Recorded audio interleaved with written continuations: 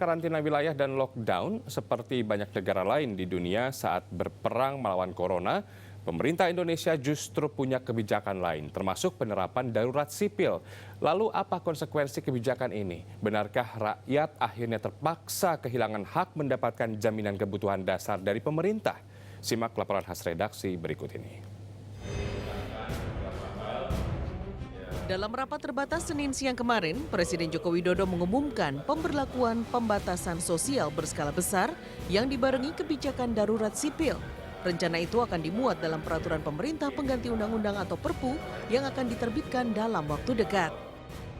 Dalam menjalankan kebijakan pembatasan sosial berskala besar, saya minta agar segera disiapkan aturan pelaksanaannya yang lebih jelas sebagai panduan-panduan untuk provinsi, kabupaten, dan kota sehingga mereka bisa kerja. Dan saya ingatkan kebijakan kekarantinaan kesehatan termasuk karantina wilayah adalah kewenangan pemerintah pusat. Ketua Gugus Tugas Percepatan Penanganan COVID-19 menyatakan pemerintah memilih opsi ini secara hati-hati, bercermin dari Undang-Undang tentang Kesehatan, Bencana, dan Keadaan Bahaya. Pemerintah menyatakan tidak mengambil opsi yang sebelumnya telah diambil sejumlah negara yang belakangan justru berpotensi memunculkan masalah baru. Formatnya adalah pembatasan sosial skala besar yang mengacu kepada 3 dasar. Penyelesaian bencana tidak dibenarkan menimbulkan masalah baru atau bencana baru. Oleh karenanya keseimbangan ini akan senantiasa menjadi perhitungan dan tentunya juga dengan melibatkan sejumlah pakar di bidang hukum.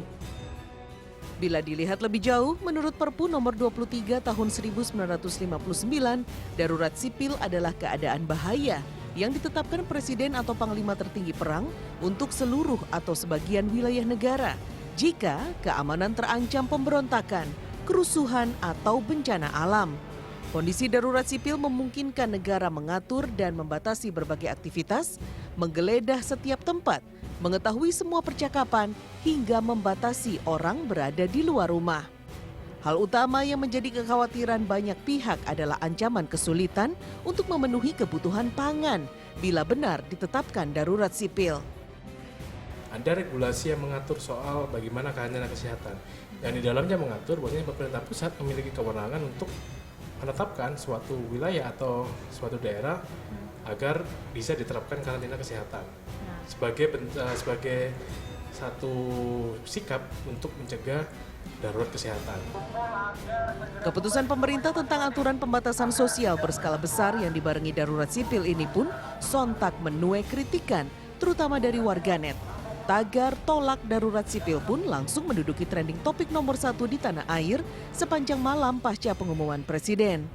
Sebagian besar warganet menyayangkan keputusan Presiden yang memberlakukan darurat sipil yang dirasa tidak sesuai dengan kondisi pandemi COVID-19 di tanah air saat ini. Dalam keadaan darurat sipil, penguasa darurat sipil daerah punya hak untuk membuat peraturan yang dianggap perlu untuk menjaga ketertiban umum di wilayahnya. Penguasa juga punya hak untuk membatasi pertunjukan, percetakan, penerbitan, pengumuman, penyampaian, penyimpanan, hingga penempelan tulisan, baik berupa lukisan atau gambar.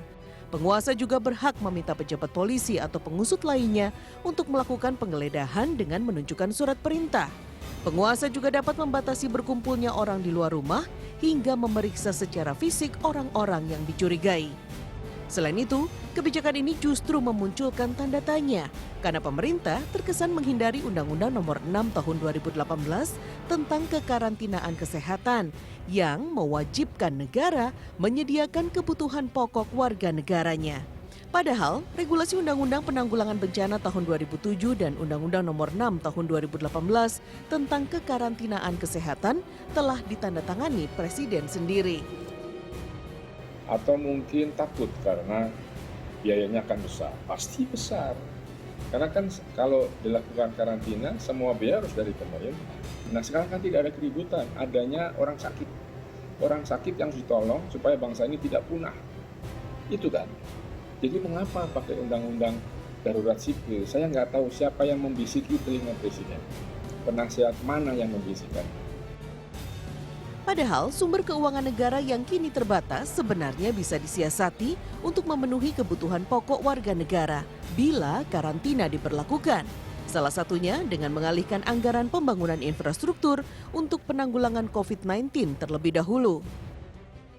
Negara punya uang itu, asalkan satu, tidak usah meneruskan proyek-proyek yang super prestigious dan mahal. Misalnya pindah ibu kota. Uang itu kira-kira mungkin ada sekitar 500 sampai 550 triliun bisa digunakan. Kemudian juga ada sisa anggaran, sisa macam-macam yang tahun lalu, tahun 2018 bisa juga digunakan. Setelah saya hitung kasar itu mungkin kurang sedikit dari 1.000 triliun untuk biaya katakan 3 bulan. Di mata pengamat dari sisi kebijakan, sebaiknya pemerintah menerapkan terlebih dahulu Undang-Undang Penanggulangan Bencana tahun 2007 dan Undang-Undang Nomor 6 tahun 2018 tentang kekarantinaan kesehatan. Di pasal 55 ayat 1, aturan ini juga mengatur kewajiban negara untuk menyediakan kebutuhan hidup dasar manusia dan makanan hewan ternak yang berada di wilayah karantina. Sehingga pemerintah daerah tidak perlu lagi mengambil keputusan sendiri demi mengamankan wilayahnya masing-masing. Tim Liputan Trans 7. Ya, pemirsa, kita akan mendengarkan pernyataan terbaru yang diberikan Presiden Joko Widodo terkait penetapan pembatasan sosial berskala besar. Berikut pernyataannya. Barengi kebijakan darurat sipil, rencana itu akan dimuat dalam pemerintah pengganti undang-undang atau Perpu yang akan diterbitkan dalam baca di 3, Pak.